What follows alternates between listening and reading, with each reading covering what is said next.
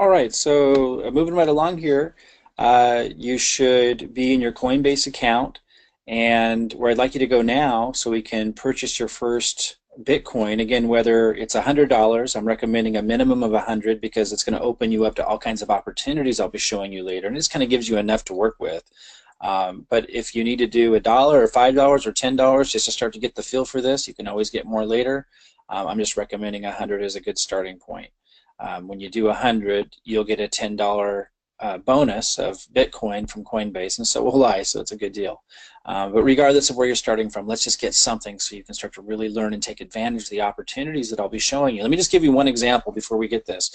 For those that do about $100, you can even do about $80. You'll be able to take advantage of an opportunity I'll be showing you in the future where you can get 1% compounded per day on your Bitcoin, which is remarkable. It doesn't sound like a lot, right? But that's 5% a week.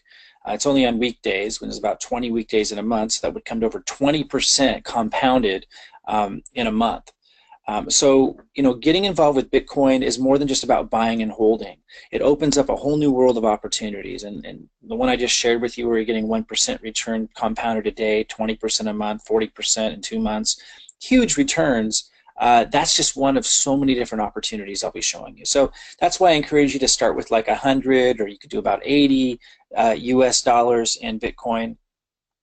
But you don't have to. If you want to start with something much smaller, you certainly can. But let's just keep moving forward so you can take advantage of the opportunities in this new world as you learn and go forward. So let's take this next step. Go to Buy Sell, which is right here. Look at my mouse. Click on the Buy Sell. And it's going to say Payment Method Required. You'll need to add a source of funds before you can buy. You can either make a deposit into your fiat wallet or add a new payment method. So we'll just click Add a New Payment Method. And we can do bank wires, or we can click Add Payment Method here. I don't suggest payment wires. I would suggest doing Add Payment Method. And you could choose PayPal, which is, when you connect that up, it's going to allow you to sell, although it doesn't appear to allow you to buy currency. Let me click on that. I didn't do PayPal. Let me look. Yeah, so they often, let me just show you this real quick. You might come across a time where the site's asking you to confirm who you are because they want to secure you. In your funds.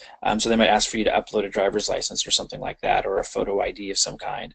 Don't worry about that, though. You usually are able to go pretty far into this process and not even necessarily have to do that when you just have low funds in there. But a point may come where it may ask you to upload that. Let's not do that now, unless you come across it with the choices that you make with connecting these things. Bank account. Now this takes 4 to 5 days. If you hook up your bank account, it'll take 4 or 5 days when you make a purchase for that to process, because banks are slow. And so, which is what the cryptocurrency market's changing, right? Once you get into the cryptocurrency arena and you have Bitcoin or whatever cryptocurrency you're using, I suggest Bitcoin initially. When you have that in your account, things can move much faster, but getting it in here can be slow sometimes, depending on what you're doing. So bank account 4 to 5 days, but you have higher limits of how much you can do and how much you can move. So I suggest everybody link their bank account in here. If you want to go to Google and search Coinbase, you'll see it's very reputable, so you're not going to have a concern there. High security. Some of the highest security that you'll ever see is used by the cryptocurrency industry for obvious reasons.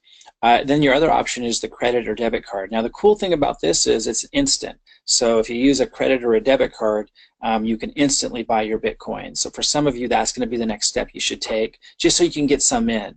It's nice just to give you, especially if you're just doing a little, I think that's your best bet because it's fast and you're started and this isn't going to delay. So if you were to choose that, I just want you to know, because the banks charge a lot of money, which is what cryptocurrency gets you out of once you make the purchase and you're working with Bitcoin and you start making Bitcoin with the opportunities I show you, you don't have all these fees all the time at the way you do with these banks.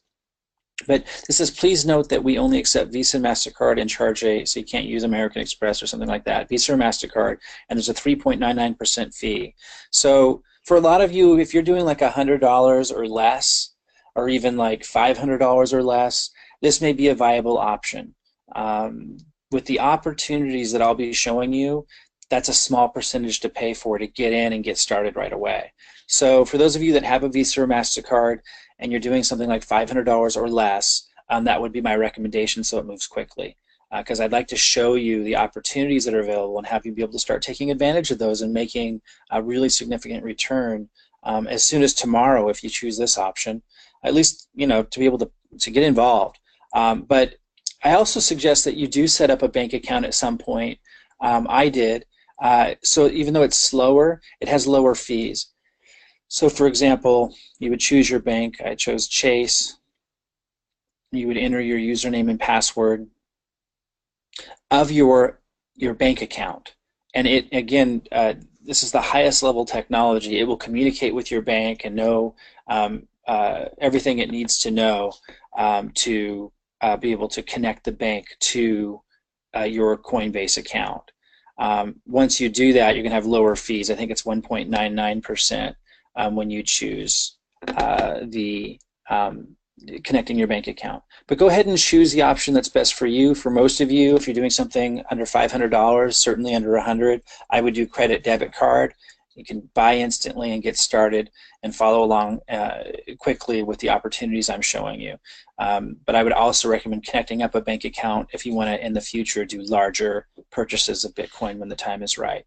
Okay, I'll see you in the next video. Go ahead and take the step, choose your payment method, and I'll see you in a moment.